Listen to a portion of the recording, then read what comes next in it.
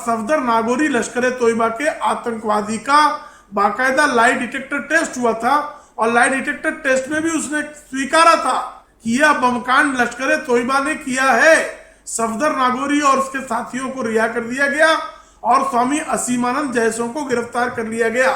तो इन आतंकी घटनाओं में शामिल कौन थे ये विषय भी सामने आ चुका है, लेकिन जो आतंकवादी थे सफदर नागोरी को रिहा कर दिया गया, हिजबुल मुजाहिदीन के आतंकवादियों को रिहा कर दिया गया और निर्दोष हिंदुओं को भगवा आतंकवाद का एक जो है फर्जी आतंकवादी घटना खड़ी करने के लिए, सारे हिंदू समाज को बदनाम करने के लिए श्रीमती सोनिया गांधी के संकेत पर श्रीमान पी चिदंबरम और श्रीमान सुशील कुमार शिंदे जैसे गृह मंत्रियों ने, और जिस तरह का उत्पीड़न असीमानंद का किया गया, जिस तरह का उत्पीड़न साध्वी प्रज्ञा का किया गया, जिस तरह का उत्पीड़न कर्नल प्रधान, आप साध्वी प्रज्ञा का बयान सुनिए। साध्वी प्रज्ञा जैसी साध्वी को ब्लू फिल्म उसको लाकर दिखाई जाती थी, उसके हाथ पैर तोड़ दिए गए। एक साध्वी को ब्लू फिल्म दिखाई जाती थी कि वो स्वीकार कर ले। जिस तरह का उत्पीड़न किया गया है उसके लिए श्रीमती सोनिया गांधी को कान पकड़कर इस देश के तमाम हिंदुओं के सामने अगर उठक बैठक करके माफी मांगे तो भी माफ करने की पात्र नहीं है।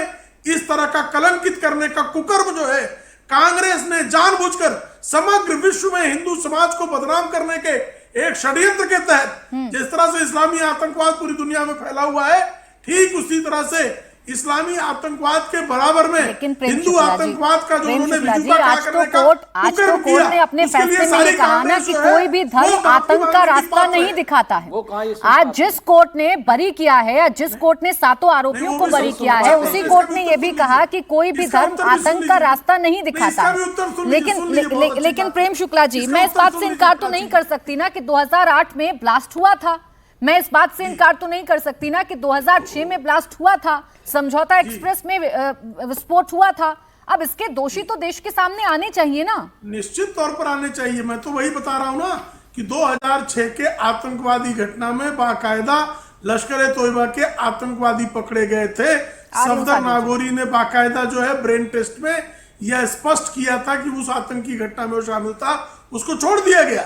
इसी तरह से हिजबुल मुजाहिदीन के आतंकवादी मालेगांव बमकांड में गिरफ्तार किए गए। दूसरा जो प्रश्न है कि आतंकवादी किसी नहीं, बिल्कुल कोई इस्लाम, क्रिश्चियनिटी, सिखिज्म, हिंदुइज्म कोई आतंकवाद नहीं सिखाता। लेकिन इस सत्य को कौन इंकार कर सकता है कि भाई 12 मार्च 1993 को रमजान के महीने में बमकांड करने वाले, उनको इस्लामी आतंकवाद की ट्रेनिंग थी, इससे कौन इंकार कर सकता है। 7/11 के आतंकवादी भी इस्लामी ट्रेनिंग थी, कौन इंकार कर सकता है।